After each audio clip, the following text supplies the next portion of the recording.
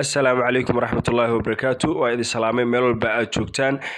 Soomaali weynay waxaan ugu talagalay barnaamijkan gaaban aan u soo jeediyey ardayda jecel in ay barato luqadda Englishka iyadoo dhowr nooc kala ah, basic, iyadoo intermediate, iyadoo advanced intaba.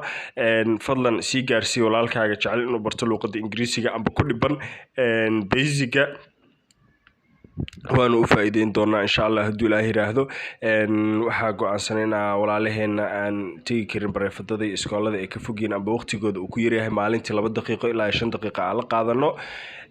Sometimes dadka qaar ayaa shaqo ku mashquulsan oo waqtiba aan helayno subaxdii habeenkii imaada.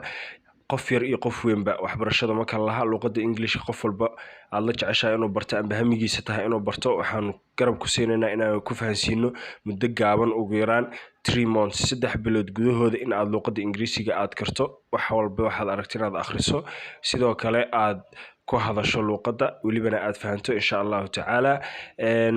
YouTube-kana waxa akoona nooguma furna anaga si mutadawacnimo ay ardayda ugu furnay si aan ugu faa'iideyno.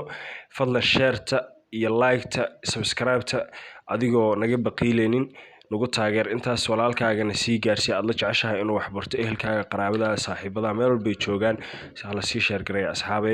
insha Allah koorsadeena waxay bilaaban doontaa isbuucan soo socda. wixii faahfaahin oo intaas dheer waxaad idin dhigi doonaa xagga hoose linkiga amba qaybta commentiga. markaas aad u gashid commentiga koowaad ka dhigi doonaa insha Allah. WhatsApp lambarkeygana meesha isagana sidoo kale idinkugu dhaafi doonaa.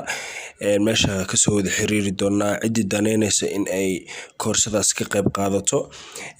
hana la sii share gareeyo sidoo kale. waa mahadsantihiin. Assalaamu calaykum waraxmatullaahi wabarakaatu.